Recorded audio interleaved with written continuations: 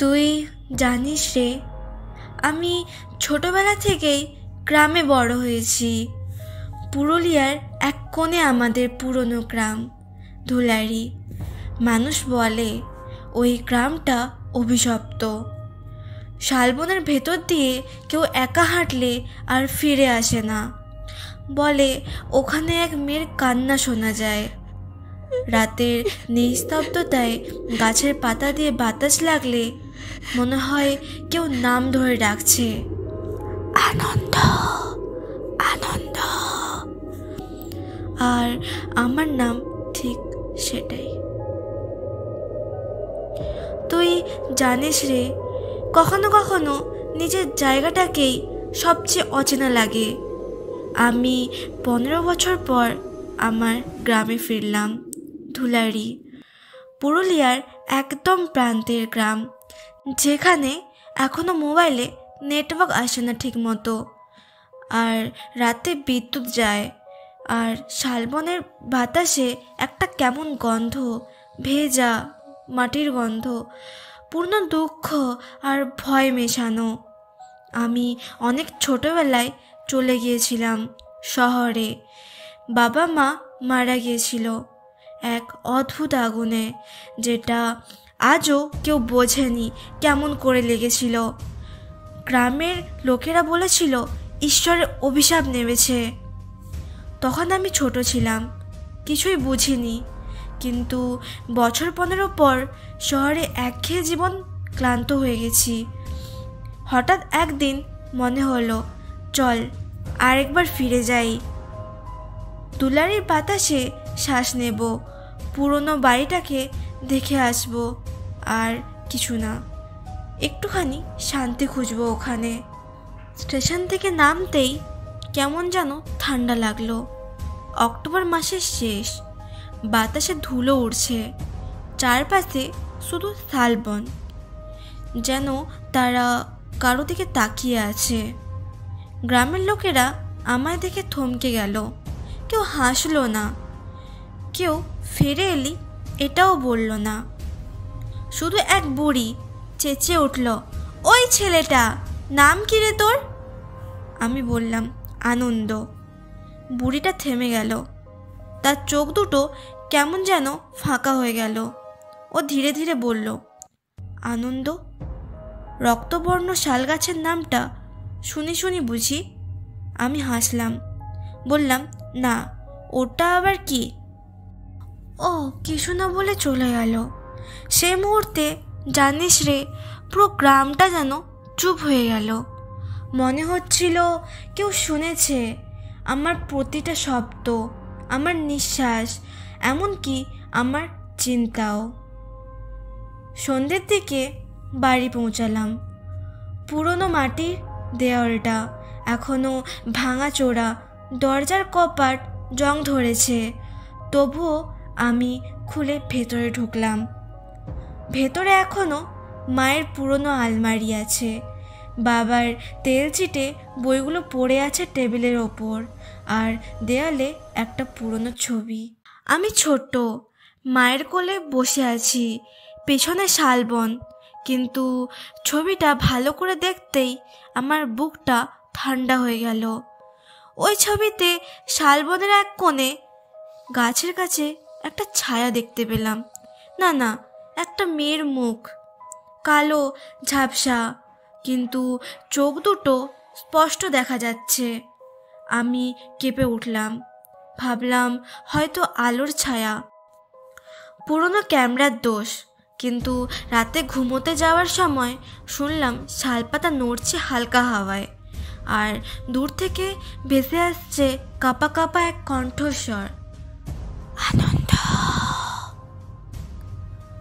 আমি উঠে জানলার দিকে তাকালাম।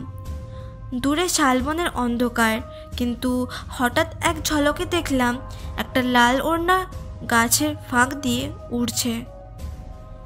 আর সেই মুহূর্তে আমার ফোনের স্ক্রিনে জ্বলে উঠছে আলো।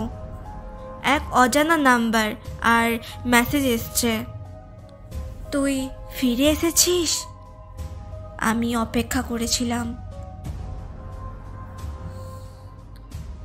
তুই জানিস রে, ভয় জিনিসটা কখনো একসাথে আসে না, ওটা আসে ধীরে ধীরে। একটু ছায়া, একটু আওয়াজ, আর একটুখানি সন্দেহের গন্ধ নিয়ে। সেই রাতে আমি ঘুমোতে পারিনি। মোবাইলের স্ক্রিনে সেই অচেনা মেসেজটা তাকিয়েছিলাম অনেকক্ষণ। তুই ফিরেছিস? আমি অপেক্ষা করছিলাম। প্রথমে ভাবছিলাম কেউ মজা করছে, কিন্তু ওই রাতে ঘড়িতে 3টা বাজে আর আমার ফোনে নেটওয়ার্ক ছিল না। তখন ওই মেসেজটা এলো কেমন করে। সকালে উঠেই বেরোলাম গ্রামটা ঘুরতে। ধুলারি আগের মতো হয়ে আছে, কিন্তু মানুষগুলো কেমন যেন বদলে গেছে। সবাই এড়িয়ে চলে, কেউ চোখে চোখ রাখে না। এক বুড়ি, যার মুখে পানের দাগ, আমাকে দেখে চুপচাপ দাঁড়িয়ে রইল। আমি কাছে গিয়ে বললাম, মা, আপনি কি আমাকে চিনতে পেরেছেন? ও হালকা হেসে মাথা নাড়ল, বলল, তুই আনন্দ না? আমি হাসলাম, বললাম, হ্যাঁ, আনন্দ। বুড়িটা হঠাৎ এক ধাপ পিছিয়ে গেল, চোখ বড় বড় করে বলল, শালবনের ওপাশে যাস না, ওখানে ও এখনো হাঁটে। আমি অবাক হয়ে বললাম, ও মানে কে? ও মাথা নিচু করে ধীরে ধীরে বলল, রক্তা। আমি চুপ করে রইলাম। রক্তা নামটা কেমন যেন পরিচিত লাগছিল, কিন্তু মনে পড়ছিল না কোথায় শুনেছি। বুড়ি বলল, ও ছিল এই গ্রামের মেয়ে, অনেক সুন্দর, হাসি খুশি, কিন্তু এক রাতে ওর সাথে যা হয়েছিল সেটা আজও কেউ মুখে আনে না। আমি জিজ্ঞেস করলাম, কি হয়েছিল? বুড়িটা মুখ ঘুরিয়ে বলল, ওর রক্ত মাটিতে শান্তি পায়নি রে। বিকেলে আমি শালবনের দিকে হাঁটতে লাগলাম। সূর্য ডুবেছিল, আকাশের আগুনের মতো আলো। শাল গাছগুলো ছায়া মাটিতে পড়ছে, লালচে রঙের। মনে হচ্ছিল গাছগুলো যেন তাকিয়ে আছে আমার দিকে। আমি কৌতূহলে ঢুকে পড়লাম ভেতরে। শালপাতার গন্ধ, পায়ের নিচে শুকনো মাটি, আর অদ্ভুত এক শব্দ, যেন দূর থেকে কেউ কাঁদছে আবার হাসছে। আমি থেমে গেলাম। ডান পাশে গাছের গোড়ায় দেখলাম এক পুরনো লাল ওড়না উড়ে আসছে বাতাসে, ঠিক যেটা আমি আগের রাতে দেখেছিলাম। আমি হাত বাড়িয়ে ধরলাম ওড়নাটা। ঠান্ডা, ভেজা, আর রক্তের গন্ধ। হঠাৎ মনে হলো কেউ আমার পিছনে দাঁড়িয়ে আছে, গলায় হালকা নিঃশ্বাস নিচ্ছে। ধীরে ধীরে ঘুরে তাকালাম, কেউ নেই, কিন্তু মাটিতে আমার পায়ের ছাপের পাশে আরেকটা পায়ের ছাপ, ছোট্ট, নরম আর ভেজা।